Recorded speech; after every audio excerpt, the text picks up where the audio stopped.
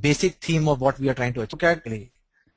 Now, we have a project manager here, and from the managing perspective, where he is controlling or directing the resources, where the control is involved, we have the scope, we have the time, we have the cost, that the normally what we talk about, where we have to deliver projects in time, within cost, deliver the complete scope of the project. We have to manage the stakeholders, we have to manage the processes, because there are intricate requirements and it has to be managed through various documents, and the processes are involved. Now, what are the leadership qualities required in the course of the project? Now, we talked about in the leadership perspective, we talked about somebody who can guide and inspire. Now, how will a person guide if the person doesn't know what is the vision for the project, what is the outcome desired? So the leader should be very clear in terms of what is the outcome desired from the project.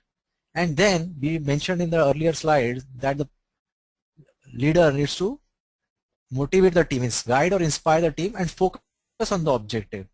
So once he has visualized the outcome that is required, he has to maintain the constant focus on making the good the deliverables.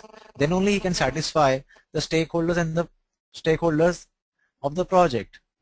So although he's managing the stakeholders, so as a manager he has to work as a manager stakeholders, conduct the meetings, communicate and stuff like that. But at the same time, he has to look at the overall objective or the vision of the project, whether that is getting delivered or it will happen, not happen, what are the risks involved. So he has to be constantly on that and ensure that the project reaches a desired goal. Now, envisioning involves not only visualizing the what part, it how it has to be done. So whether you're calling it a work breakdown structure, you're delegating the stuff to the various people, you're taking the cross-functional teams, all that is part of the how part. After having understood the what part, the person has to look at the how part. So although he has to have the knowledge as a manager, and as a leader, he provides the guidance and the inspiration for his teams to perform. Now, we have also listed some of the other qualities here, like passion and perseverance. Now, as we know, the plans don't work just as they are put in the beginning. So there will be obstacles. The person needs to be focused.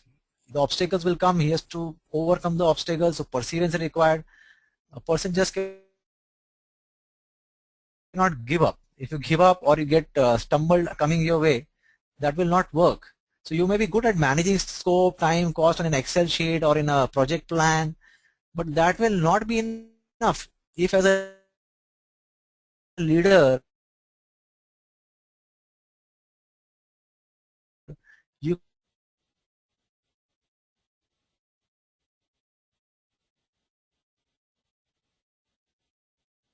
cannot manage legs, you cannot manage the obstacles due to job. Dhoni as a captain cannot stop, review the situation, look at the mitigation plans, if the run rate is going above or below, what batsman has to go in next. So how the corrective actions have to be taken. So this project is a very dynamic in nature. It is not such that a person can just sit back and relax. The person has to be agile and action oriented.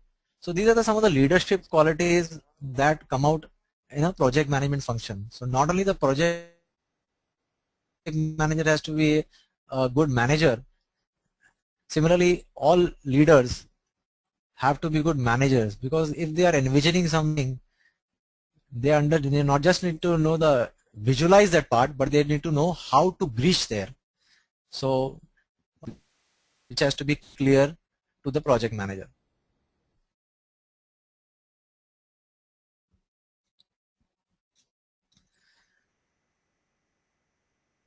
What can we learn from other leaders? Also, some leaders and see what we can learn